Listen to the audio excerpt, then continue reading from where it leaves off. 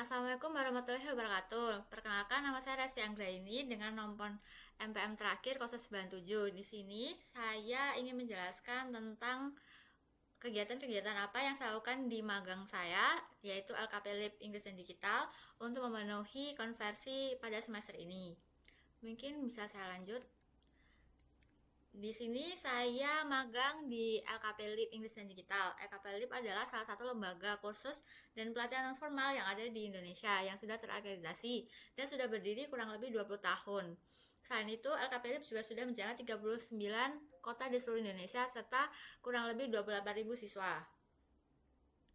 Selanjutnya mungkin langsung saya jelaskan untuk pekerjaan saya. Di sini yang pertama itu data visualisasi. Di sini kami sudah membuat tabel ekuivalen di mana yang capaian pembelajaran kegiatan adalah deskripsi dari mata kuliah data visualisasi apa saja yang harus kami pelajari agar bisa mengkonversi, dan uraian kegiatan adalah kegiatan-kegiatan kami yang ada saat magang. Untuk capaian kegiatannya, kurang lebih data visualisasi adalah kami dapat memvisualisasikan data yang dapat dimengerti oleh orang-orang yang membacanya, khususnya kalau di kami itu divisi pendidikan dan customernya atau lembaga-lembaga yang terkait. Untuk uraian kegiatan yang kami lakukan salah satunya membuat dashboard serta mengintegrasikan dashboard tersebut dengan data-data yang dimiliki dari magang kami. Untuk kasus yang kali ini kami mengaitkan dengan data PDDK. PDDK sendiri itu adalah divisi pendidikan di LKP Lib. Selanjutnya, saya juga mengkonversi sistem informasi eksekutif. Di sini kami juga membuat IRD atau merancang sistem eksekutif menjadi dashboard yang bisa ditampilkan untuk tapi ada di bagian eksekutif perusahaan. Jadi dashboard ini lebih diutamakan ke bisnis mereka dan kebutuhannya. Untuk kedua mata kuliah tersebut, kami membuat dashboard untuk Lib sendiri. Berikut adalah dashboardnya.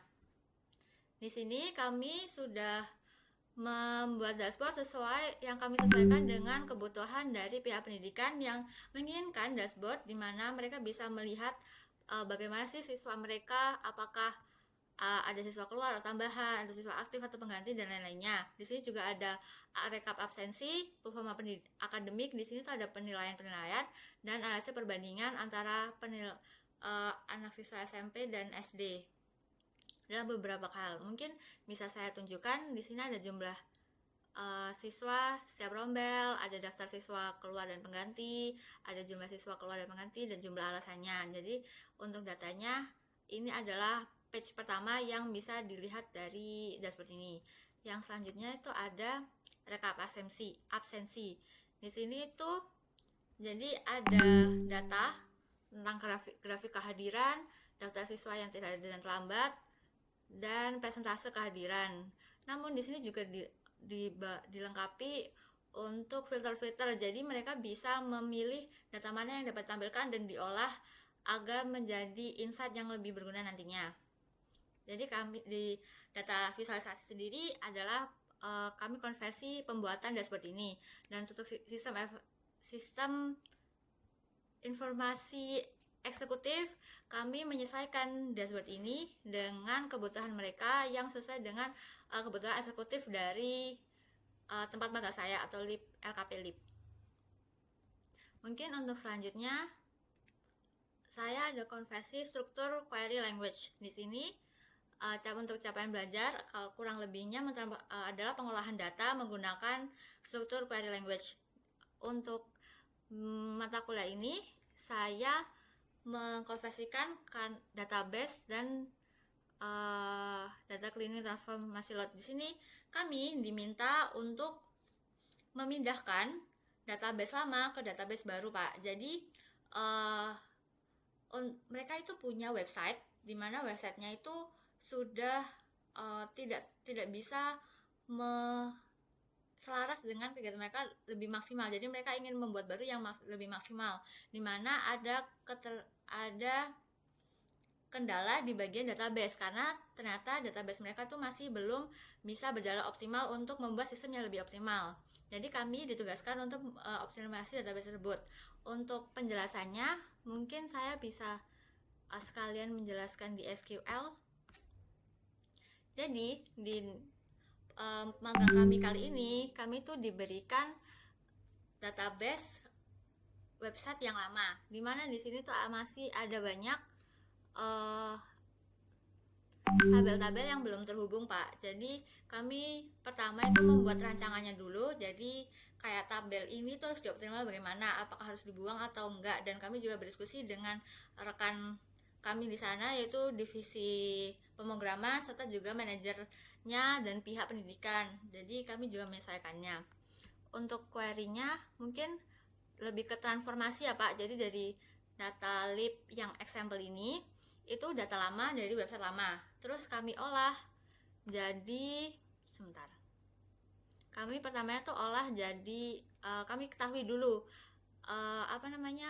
kebutuhan mereka tuh jadi seperti apa sih. Terus kami sudah menyimpulkan ada beberapa kelompok tabel.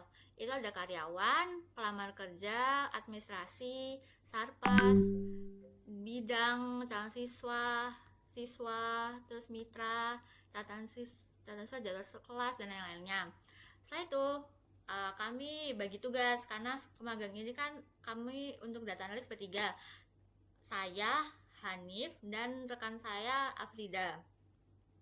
Kebetulan saya di sini tuh memegang karyawan, pelamar kerja, administrasi, sarpras, bidang, dan calon siswa. Setelah itu, setelah kami memaparkan ini, kami kasih ke manajer. Mohon maaf, Pak, saya cas dulu mungkin. Kami kasih ke manajer apakah untuk perubahannya sudah sesuai atau tidak dengan kebutuhan website yang baru. Kami juga berkonsultasi ke bagian pemrogramer. Habis itu kami baru mentransformasikan menggunakan Python di VS Code yang disimpan nanti di GitHub untuk dikerjakan bareng-bareng. Di sini kami punya 6 fase. Jadi kayak kami bagi semua, Hanif pekerjaan apa, Afril apa, dan saya apa. Setelah itu karena memasukkan datanya dan memindahnya itu harus berurutan sesuai primary key dan foreign key yang lainnya, kami jadi buat 5 fase. Habis itu setelah kami konversi, kami masukkan satu-satu seperti itu, Pak.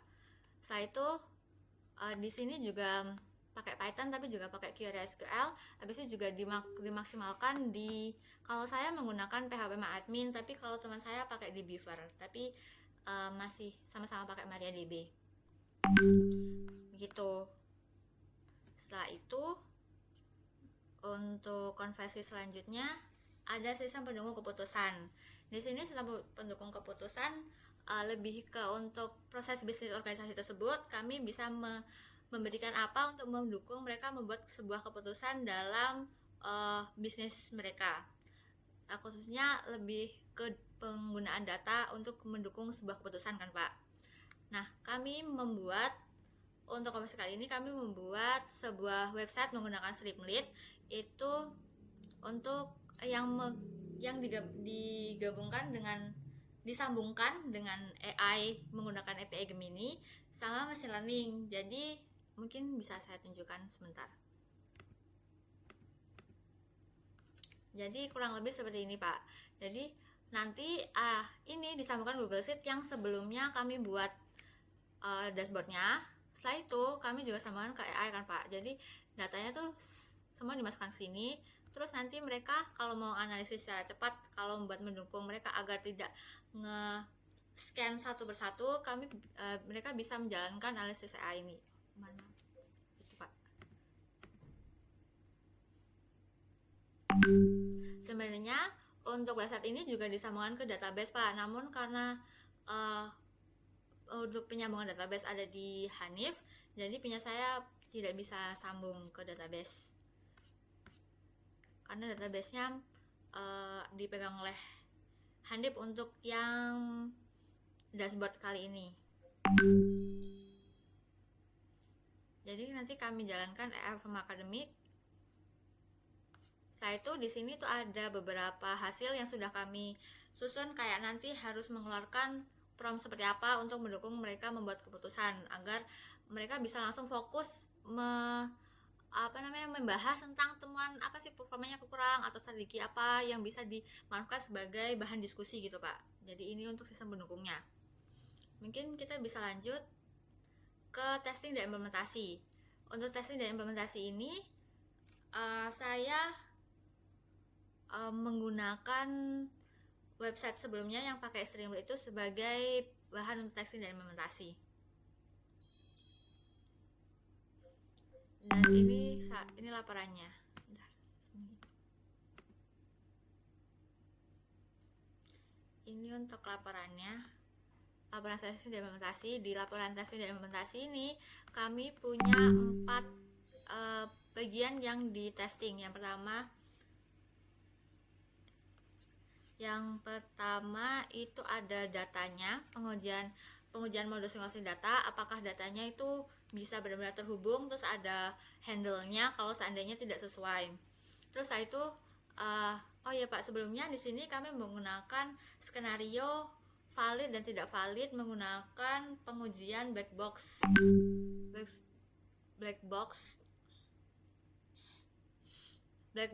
untuk implementasi pengujiannya, dan menggunakan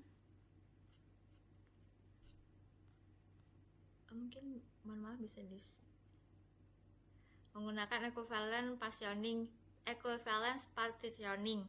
Ini pengujian pakai saya ulang, pengujiannya menggunakan black box. Setelah itu metodenya menggunakan equivalent partitioning, dimana metode ini tuh membuat setiap part itu cuma diambil beberapa bagian yang untuk ditesting sebagai salah satu buktinya. Untuk pengujiannya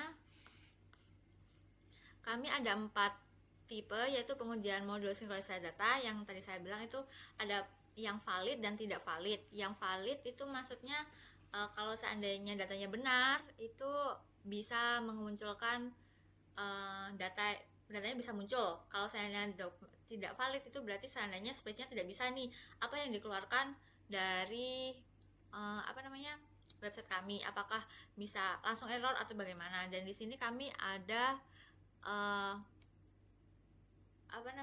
try catch untuk seandainya kalau error itu mengeluarkan informasi kegagalan, tapi bukan yang error, tapi kayak oh maaf space-nya tidak ada, seperti itu Pak. Ini untuk buktinya. Ini seperti ini. Yang pertama ini datanya bisa dimuncul saat sinkronisasi ulang. Yang kedua itu ada ini seandainya kami uji itu seandainya link Google Sheet-nya itu salah. Jadi dia tuh ada informasi kalau mereka tuh offline, jadi nggak tersambung gitu. Untuk yang kedua itu ada pengujian modul analisis, Sauget atau K-means. Jadi di sini kami juga menggunakan machine learning untuk mendukung keputusannya. Ya ada yang valid untuk proses analisis data, jadi sesuai format yang diminta itu, dan kalau seandainya tidak valid itu datanya kalau tidak lengkap itu seperti apa. Ini untuk pengujiannya. Dan yang ketiga itu ada pengujian modul AI analisis yang Gemini tadi, kalau seandainya valid akan mengeluarkan hasil, kalau tidak valid bakal mengeluarkan exception handling-nya seperti apa. Ini untuk pengujiannya. Ini ada indikatornya kalau Gemini bekerja dan ada hasilnya. Setelah itu kalau seandainya ini per kami testing, kalau seandainya limit token dari model di Gemini itu habis, itu akan otomatis merubah ke model yang lain, jadi tidak error. Jadi ini contoh pemodelannya beda. Ini kan menggunakan Gemini 3 flash preview. Kalau yang di atas itu 3.1 Pak. Untuk selanjutnya kami menggunakan ini untuk navigasi dan visualisasi, apakah sudah bekerja dengan optimal atau belum. Contohnya di sana tuh ada open spreadsheet, apakah sudah bisa masuk ke spreadsheet apa belum. Dan untuk pengguna untuk drop down, kalau seandainya tidak ada itu apakah muncul apa tidak. Ini juga untuk testingnya. Kalau dibuka spreadsheet dia langsung buka ke spreadsheetnya. Setelah itu kalau milih drop down itu dia juga menghasilkan tetap walaupun tidak ada datanya, tapi dia ada exception kayak try and catch yang tidak langsung error gitu loh Pak. Mungkin untuk itu mohon maaf saya menjelaskannya di paper, soalnya untuk testing dan untuk materi yang testing ini kami juga mengkonversi untuk salah satu persyaratan konversi itu menggunakan paper kan Pak. Jadi kami juga membuat ini jadi paper. Selanjutnya ada komuter dan masyarakat. Di sini komuter dan masyarakat itu berarti kami sebagai pihak yang membuat sistemnya, dan masyarakat atau pihak lipnya kami bisa menyambungkan dan memenuhi kebutuhan mereka di sistem yang kami kerjakan nanti. Jadi kami bisa mentranslasikan gitu. Kami membuat 2 guidebook, yaitu untuk dokumentasi dashboard pendidikan yang pihak PDDK yang dashboard tadi Pak, dan juga database yang sudah kami buat. Untuk database ini, jadi nanti kami bentuknya tuh kami kirim database SQL ke programmer. Jadi ini guidebook untuk programmer untuk memahami database tersebut. Yang ini untuk pendidikan, untuk memahami dashboard. Mungkin dibuka. Ini yang pendidikan. Jadi kayak ada penjelasan seperti sistem overview, global variable untuk mengkonek itu gimana, dan lain-lainnya. Dan untuk yang database ini untuk tata kelolanya itu seperti gambaran umum database-nya seperti apa, standarisasi yang kami lakukan, terus struktur database-nya, dan untuk memasukkannya itu bagaimana, dan cara pengisian data. Ini kami konversi sebagai komuter masyarakat, di mana kami memberikan insight untuk pihak lip memahami sistem yang kami buat.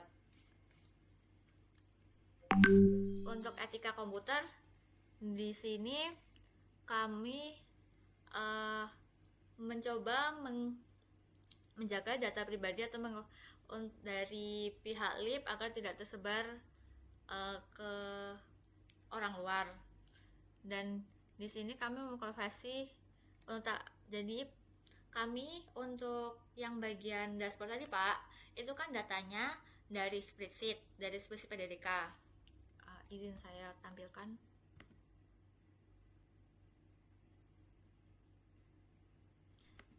Ini untuk datanya kan Pak. Di sini itu masih berbentuk informasi-informasi yang pivot. Jadi pihak PDDK saja yang bisa mengakses, dan juga bentuknya itu masih belum bisa dibaca oleh sistem. Terus kami ubah jadi sebuah tabel yang bisa dibaca sistem, yang headernya cuma 1 dan ke bawah untuk informasi. Setelah itu di sini kami menggunakan beberapa masternya tuh ada 5 Pak. Jadi data yang sebelumnya cuma yang diisi dari pendidikan yang bisa dipahami oleh pihak pendidikan, itu kami ubah jadi beberapa master ini sesuai dengan kebutuhan dashboard. Setelah itu di sini kami menyambungkannya ke konektor. Jadi di konektor ini itu yang menjadi jembatan antara dashboard dan juga data dari pendidikan. Jadi di sini tuh kayak jembatannya Pak. Jadi dari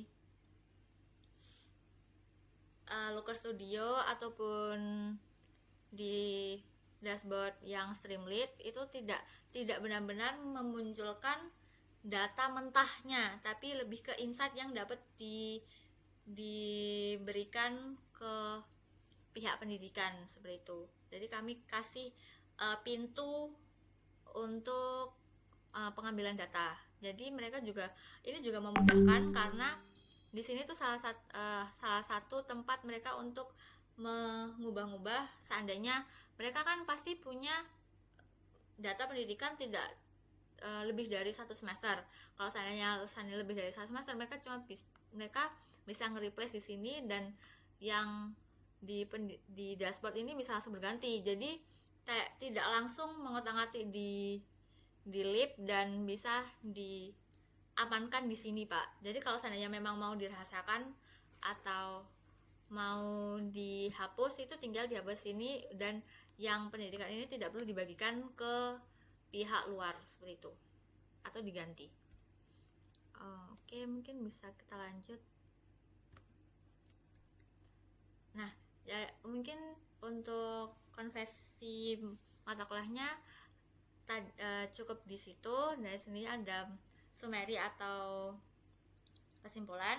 Berdasarkan melaksanakan kegiatan magang mandiri sebagai data analis intern di LKP Lip Digital dari periode 23 Februari 2006 sampai 19 Juni, kami berhasil melakukan pengolahan data dan analisis kebutuhan pembersihan data, perancangan dan migrasi database hingga pengembangan dashboard berbasis data. Dan kami juga merestrukturisasi dan memigrasi database menjadi lebih terorganisasi, terintegrasi, serta memiliki integritas kualitas data yang lebih baik. Dan kami juga berhasil mengembangkan dashboard divisi pendidikan sebagai berbasis template yang terintegrasi dengan database Google Sheet untuk mendukung visualisasi data, analisis AI, dan pengambilan keputusan. Mungkin sekian dari saya untuk penjelasan konversi kali ini. Bila saya ada salah kata atau ada salah penjelasan, mohon bimbingannya, dan terima kasih Pak Agus sudah mau mendengarkan sampai sini. Wassalamualaikum warahmatullahi wabarakatuh. Terima kasih Pak.